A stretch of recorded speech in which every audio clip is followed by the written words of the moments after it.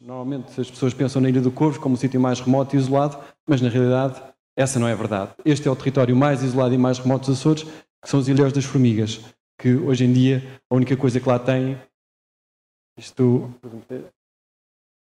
A única coisa que lá tem é um farol. De resto, à volta, tem 20 milhas de mar para todos os lados. É, de facto, o sítio mais isolado dos Açores e que de alguma forma acaba por simbolizar a complexidade da gestão deste enorme território, que é um enorme território constituído por 9 ilhas, como todos sabemos, mas que depois tem um mar vastíssimo à sua volta. Nesta apresentação eu vou tentar refriar-me e não falar muito de mar. Eu de formação sou biólogo marinho, de formação e de deformação, porque sou biólogo marinho, todos os lados. E portanto aqui vou tentar me refriar e não falar muito em mar. Mas pronto, mesmo assim já tive que meter aqui os Ilhéus das Formigas. Desenvolvimento sustentável. Quando nós votamos, e dentro em breve vamos votar novamente, nós, na realidade, votamos não só para um Presidente do Governo, votamos também para um conjunto de deputados e votamos para um programa de Governo. E normalmente as pessoas concentram-se muito no Presidente, um bocadinho menos nos deputados e normalmente não sabem sequer qual é o programa de Governo que está a ser proposto. Mas, no caso do Arquipélago dos Açores, nas últimas eleições, tanto o partido mais votado como o segundo partido mais votado apregoavam nos seus manifestos que iriam seguir o chamado desenvolvimento sustentável como uma estratégia de progresso. Ou seja, uma maioria muito grande da população açoriana, consciente disso ou não, reviu-se e exigiu que houvesse uma estratégia que fosse sustentável no Arquipélago dos Açores. E, portanto, isto torna-se não só uma obrigação, é quase uma religião governamental. Nós temos que seguir o desenvolvimento sustentável. Mas o que é isso do desenvolvimento sustentável? O desenvolvimento sustentável é uma estratégia metodológica que obriga a que haja progresso, obviamente, porque haja melhoria da qualidade de vida, mas em que em momento algum o ambiente, ou a economia, ou a sociedade, que são os 3 pilares que ali estão representados, sejam hierarquizáveis, ou seja, que um fique com maior prioridade do que os outros. E para isso existem as instituições, que ali estão simbolizadas na base, que devem garantir que estes 3 pilares têm todos a mesma força, porque senão aqui o telhado, digamos assim, ficaria desequilibrado e não se pretende que isso aconteça. Portanto, esta é a nossa religião do desenvolvimento sustentável. Representando de uma outra forma, e lamento o slide estar em inglês, mas de qualquer forma, representa de outra forma, portanto, sociedade, ambiente e economia. Se nós juntarmos cada uma destas bolas, aquilo que encontramos na interseção são a conjunção das duas coisas, ou seja, entre a sociedade e o ambiente temos soluções que são suportáveis, entre a sociedade e a economia temos soluções que são equitáveis, ou seja, que são distribuídas uniformemente pelos diferentes interlocutores. Se a interseção for entre a parte ambiental e económica, temos aquilo que é viável e a conjunção de tudo isto dá então o desenvolvimento sustentável, ou seja, que garante que as condições que existem hoje em dia se mantêm com boas características para as gerações futuras. Portanto, o desenvolvimento sustentável, no fundo, é uma questão de responsabilidade. E, ao mesmo tempo, em relação ao desenvolvimento sustentável, há que dizer que ele tem, que de acordo com as diferentes formas de ele ser interpretado, tem tido algumas adições, ou seja, a responsabilidade eu já mencionei e, portanto, há quem diga que existe uma quarta bola, digamos assim, que tem a ver com a responsabilidade e há quem diga que também deve existir uma quarta bola ou uma quinta relacionada com a educação. São, de facto, questões muito importantes e que devem também transparecer ao longo do progresso. Para que ele possa ser aplicável, o desenvolvimento sustentável tem que seguir uma estratégia que, muito resumidamente, para não sermos fastidiosos aqui nesta apresentação, tem que se basear no conhecimento ou no melhor conhecimento disponível. Com esse conhecimento deve alicerçar planeamento, ou seja, devemos perceber bastante bem para onde é que estamos a ir. Esse planeamento deve-se seguir a ação e digamos que estes 2 primeiros passos são relativamente simples porque são baratos, não é? Conhecer, basta investigar, de certa forma. Planear é a investigação um bocadinho mais avançada e mais abrangente, mas depois a ação normalmente tropeça porque exige dinheiro e às vezes os recursos não existem.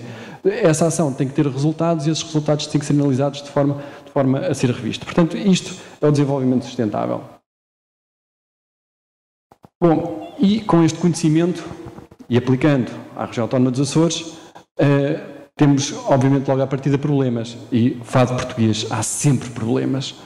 E os problemas são o emprego, por exemplo, muito ligado à parte da sociedade, a situação financeira, ligada à parte mais económica, a perda de valores, ligada também à componente social, a falta de participação essencial para que o desenvolvimento sustentável funcione, porque senão não há avaliação daquilo que foi feito. E depois, obviamente, os problemas ambientais. Estando eu aqui em representação de Sua Excelência o Sr. Secretário Regional do Ambiente e do Mar, a componente ambiental merece particular ênfase. E nós temos problemas ambientais nos Açores. Alguns deles são pontuais, como aconteceu com o naufrágio do CP Valur na zona norte da Ilha do Faial, mas outros problemas estão aqui para ficar e com os quais nós temos que lidar diariamente. Por exemplo, as espécies invasoras aqui numa estrada. Isto é uma estrada da Ilha de São Miguel, uma estrada florestal, mas é uma estrada na mesma. E estando a entrar o Sr. Diretor Regional dos Transportes Terrestres, é engraçado ver esta estrada que de facto não está em boas condições. Porquê? Porque tem espécies invasoras, espécies que não pertencem ao ecossistema açoriano e que agora cá estão. E de facto é um problema. Há sobreexploração de recursos. Muita dessa sobreexploração não tem a ver com a própria participação açoriana na exploração, como seja a zona exterior da Zona Económica Exclusiva dos Açores, mas ele existe e há uma preocupação. Há problemas com alguma má utilização do espaço em relação àquilo que devia ser. Esta é uma imagem aqui do Conselho da Madalena e obviamente tem que ser revisto.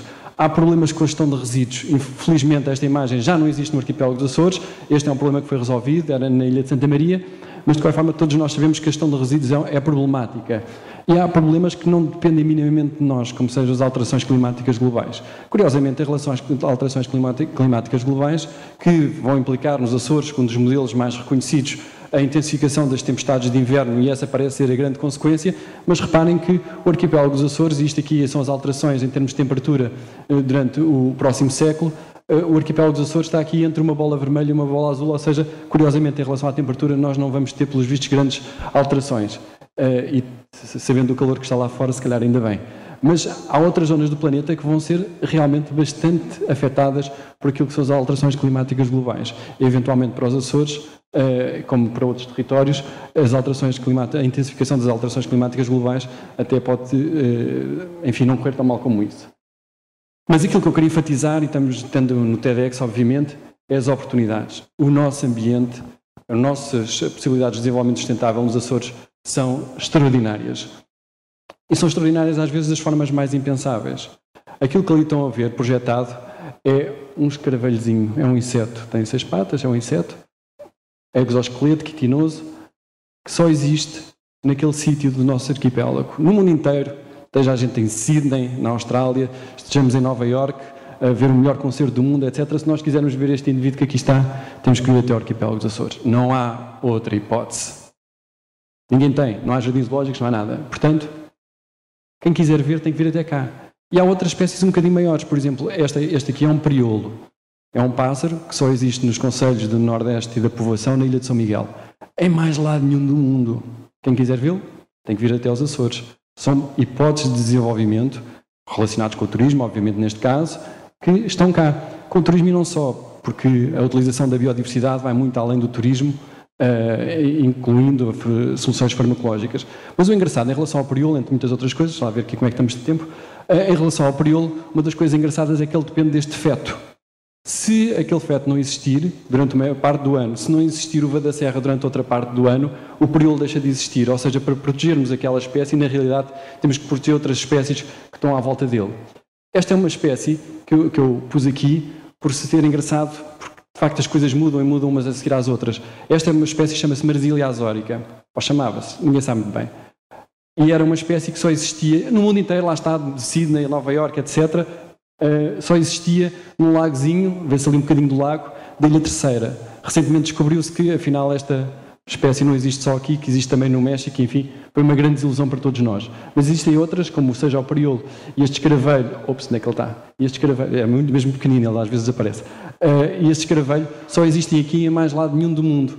E esta espécie, enfim, é o trevo de 4 folhas que ficou perdido. E esta aqui é uma azurina vidali, quanto a mim, devia ser o símbolo da região autónoma dos Açores, porque não é só uma espécie que só existe cá, é uma espécie que existe em todas as ilhas, mas o próprio género, e quem estiver minimamente familiarizado com ciências da natureza do 7º ano, não é assim, Sr. Professor, sabe o que é um género, ou seja, não é só a espécie, é mesmo um organismo que é do arquipélago dos Açores. E aqui está a simbolizar, foi fotografado na Ilha do Corvo, uma ilha que é classificada como reserva da biosfera, e a flor, quanto a mim, é lindíssima. E depois ela tem mais uma característica que eu acho sublime, é que no corvo ela tem um rosa, que ali podem ver, E se nós estivermos em Santa Maria, ela já tem umas tonalidades nas flores completamente esbranquiçadas. Ou seja, parece haver um degradê, uma individualização ao longo do arquipélago dos Açores, que é uma coisa que, inclusivamente, tem alguns aspectos que podem ser relacionados depois com a componente cultural.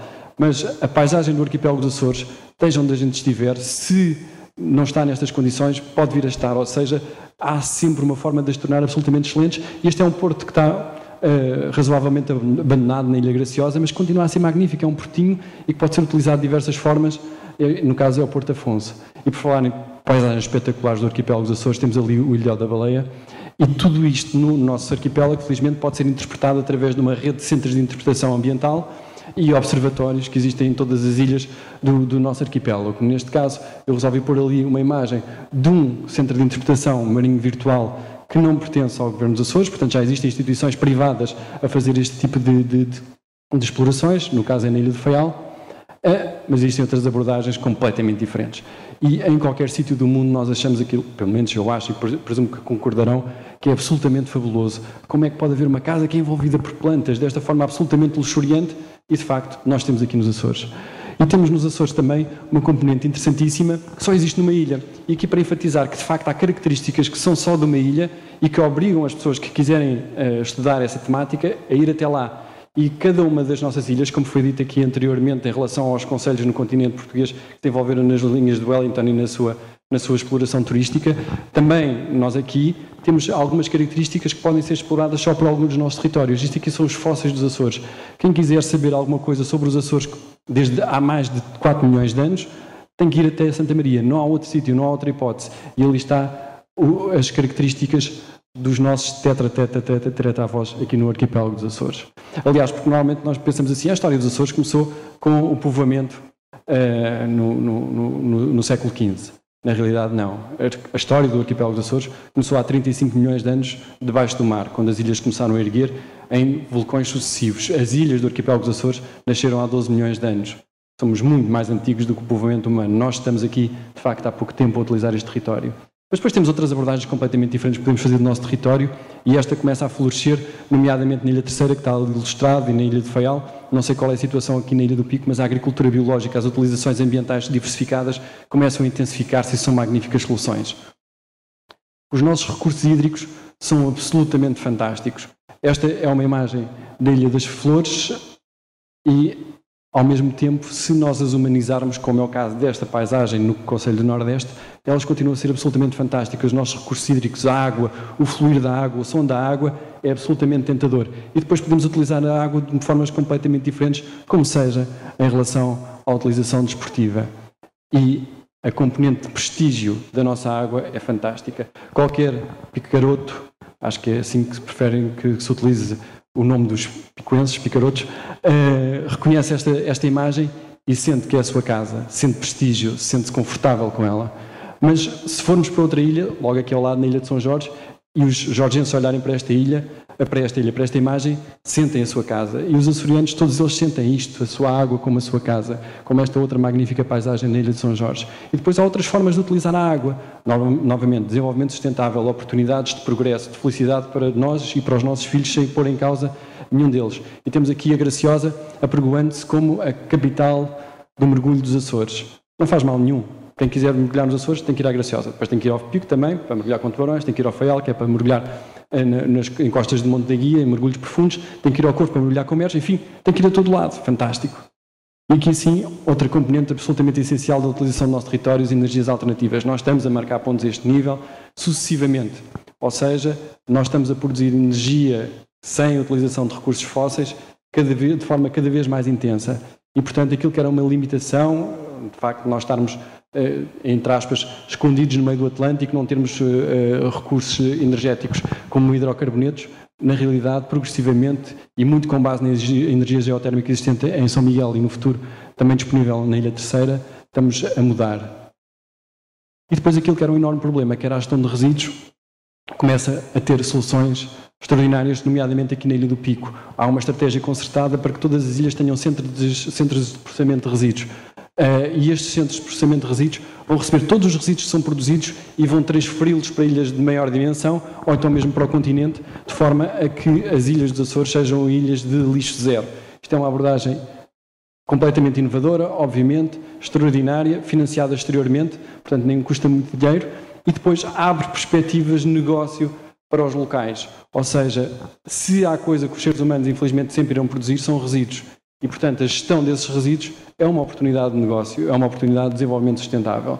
Felizmente o nosso território está completamente ordenado, digamos assim. Todas as ilhas têm os planos de ordenamento da orla costeira concluídos, o último que faltava era a Ilha do Faial, está feito.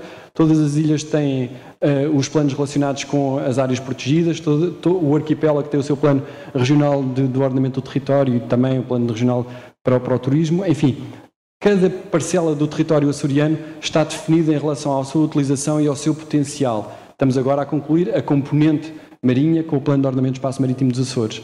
E, portanto, nós sabemos exatamente onde é que estão as áreas protegidas, por exemplo, e sabemos como é que elas podem ser utilizadas. Neste caso, na Ilha do Corvo, isto pode parecer uma paisagem sem interesse, mas não. A Ilha do Corvo, neste momento, isto aqui são ninhos artificiais para aves, e a Ilha do Corvo, neste momento, é a única ilha que esgota permanentemente a sua capacidade hoteleira durante os períodos de inverno. Porquê? Porque tem aves em quantidade bastante razoável, aves de arribação, aves que os ornitólogos europeus querem ver. E podem ir para lá, de facto. Mais uma vez, uma oportunidade de desenvolvimento sustentável que, obviamente, tem que ser associada àquilo que já existe em termos patrimoniais para ser devidamente explorado. E estas são também imagens da Ilha do Corvo. Já não tenho tempo para explicar o que é que se passa com este mer, mas deixo para a minha segunda apresentação, que vai versar mais sobre o mar. E aqui queria enfatizar que todos os territórios do arquipélago dos Açores, do ponto de vista ambiental, têm coisas absolutamente extraordinárias. Eu aposto que, enfim, pelo menos as pessoas menos informadas que estão nesta sala, terão dificuldades em pensar que isto que aqui está é um tubo lávico, extraordinário, que existe no nosso arquipélago e existe por baixo da cidade mais densamente povoada do nosso arquipélago. Isto é a Gruta do Carvão, na cidade de Ponta Delgada. Ou seja, mesmo na cidade de Ponta Delgada, com tantos seres humanos lá, e temos património ambiental fantástico para ser utilizado. E depois temos património absolutamente simbólico, isto é o Ilhéu de Vila Franca, também na Ilha de São Miguel, e esta paisagem absolutamente fantástica. Quanto a mim, eu sou, enfim, se calhar um bocado açoriano demais, pelo menos de coração. Para mim esta é a paisagem mais fantástica que existe no mundo, é o Poço da Lagoinha, também conhecida por Poço, na Ilha das Flores. E a Ilha das Flores, em termos de água, utilização de água, e em termos de paisagem e a espetacularidade paisagística, as possibilidades de desenvolvimento sustentável, é extraordinária. E depois tem uma abordagem, inclusive em relação ao turismo, inovadora. Isto é a Aldeia da Coada. Isto é um hotel. Quem é que diria que isto é um hotel? Mas há outros bons exemplos no arquipélago dos Açores. Por exemplo, este, penso que conhecem bastante bem, fica aqui ao lado, é o Pocinho Bay. E existem mais outras unidades hoteleiras extraordinárias que cativam qualquer pessoa em qualquer sítio do mundo pela sua diferença e, portanto, mais hipóteses de desenvolvimento. E depois existem coisas inesperadas, e esta também aqui no Pico, a produção de mel.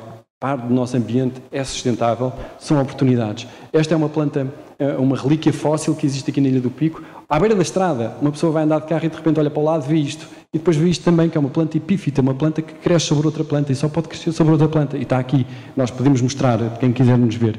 E depois basta subir, aqui na Ilha do Pico, basta subir um bocadinho algumas escadas e mais alguns degraus que ali não estão ilustrados, poucos, não é? E chegamos ao ponto mais alto de Portugal. Está aqui, está nos Açores. E se descermos cá abaixo, também na Ilha do Pico, e começarmos a circular pela orla costeira, não vemos apenas pedra, não vemos a pedra que foi transformada ao longo dos anos pelos homens. Aqui temos rilheiras e, obviamente, tudo isto enquadrado na magnífica paisagem da cultura da vinha da Ilha do Pico, classificado como Património da Humanidade pela Unesco. E tudo isto tem sido, eu já estudei o meu tempo, tudo isto tem sido classificado a nível internacional de alguma forma. Por exemplo, aqui temos uma imagem de uma revista chamada Islands, que considerou a Ilha do Pico entre as dezenas de milhares de ilhas que existem no mundo como uma das 20 melhores para se viver. Ou seja, não é só uma questão de nós estarmos orgulhosos com o trabalho feito, obviamente, todos nós, não estou a dizer que é o Governo, atenção, todos nós, câmaras municipais, autarquias, cidadão comum, nós devemos estar orgulhosos com aquilo que fizemos, mas somos reconhecidos pela National Geographic Traveler como o segundo arquipélago do mundo em termos de desenvolvimento sustentável. E somos reconhecidos pela WWF com o prémio Gift to the Earth pela forma como gerimos as fontes hidrotermais de grande profundidade onde é que elas ficam. Somos reconhecidos pela Associação Bandeira Azul e pelo Instituto Nacional de Reabilitação com inúmeros títulos pelas nossas zonas balneares e pela sua excelência. E tudo isto é coroado com um símbolo chamado Quality Coast, que aqui no Conselho da Madalena está no porto comercial e que, no caso dos Açores, simboliza que entre milhares de destinos europeus, o arquipélago dos Açores foi considerado não só estando entre os primeiros, como sendo o primeiro da Europa. E, portanto, isto tudo somos nós. Tudo isto enquanto nós nos basearmos em desenvolvimento sustentável. Tal como aconteceu na Ilha de Páscoa, há muitos anos atrás, se nós não nos basearmos nesse desenvolvimento sustentável, podemos entrar em colapso. Isto é uma mensagem extraordinariamente importante que eventualmente podemos desenvolver também mais tarde para o pleonasmo.